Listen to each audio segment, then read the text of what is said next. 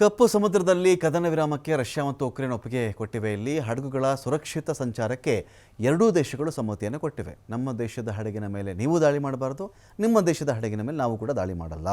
Saudi ಅರೇಬಿಯಾದ ರಿಯಾದ್ನಲ್ಲಿನ ಮಾತುಕತೆಯಲ್ಲಿ ಇದಕ್ಕೆ ಸಮ್ಮತಿ ಸಿಕ್ಕಿದೆ. ಇಲ್ಲಿ ಆದರೆ ಕಪ್ಪು ಸಮುದ್ರದಲ್ಲಿ ಮಿಲಿಟರಿ ಉದ್ದೇಶಕ್ಕಾಗಿ ಹಡಗುಗಳು ಸಂಚಾರ ಮಾಡುವಂತಿಲ್ಲ. ನೀವು ವ್ಯಾಪಾರದ್ದು ಸರಕು ಸಾಗಣೆದು ಏನಾದರೂ ಮಾಡಿಕೊಳ್ಳಿ, ಅದರ ಮೇಲೆ ದಾಳಿ ಮಾಡಲ್ಲ. ಅಪ್ಪಿತಪ್ಪಿ ಹಡಗುಗಳ ಮೂಲಕ ಮಿಲಿಟರಿ ಕಾರ್ಯಾಚರಣೆಗಳಾದರೆ ನಾವು ಸುಮ್ಮನೆ ಇರೋಲ್ಲ. ರಷ್ಯಾ ಯುಕ್ರೇನ್ ಯುದ್ಧವನ್ನು ಕೊನೆಗೊಳಿಸುವಲ್ಲಿ ಅಮೆರಿಕ ಒಂದು ಕಡೆ ಹರಸಾಹಸ ಮಾಡ್ತಾ ಇದೆ. ಇದುವರೆಗೂ ಯುದ್ಧ ಅಂತ್ಯ ಮಾಡಬೇಕು ಅಂತೇಳಿ ರಷ್ಯಾ ಯುಕ್ರೇನ್ ಒಪ್ಪಿಗೆಯನ್ನು ಸೂಚಿಸಿಲ್ಲ.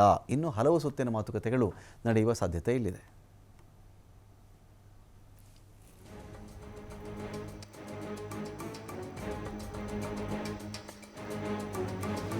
ಕಪ್ಪು ಸಮುದ್ರದಲ್ಲಿ ಕದನ ವಿರಾಮಕ್ಕೆ ರಷ್ಯಾ ಮತ್ತು ಉಕ್ರೇನ್ ಒಪ್ಪಿಗೆ ಕೊಟ್ಟಿವೆ. ಇಲ್ಲಿ ಹಡಗುಗಳ ಸುರಕ್ಷಿತ ಸಂಚಾರಕ್ಕೆ ಎರಡೂ ದೇಶಗಳು ಸಮ್ಮತಿಯನ್ನು ಕೊಟ್ಟಿವೆ. ನಮ್ಮ ದೇಶದ ಹಡಗಿನ ಮೇಲೆ ನೀವು ದಾಳಿ ಮಾಡಬಾರದು, ನಿಮ್ಮ ದೇಶದ ಹಡಗಿನ ಮೇಲೆ ನಾವು ಕೂಡ ದಾಳಿ ಮಾಡಲ್ಲ.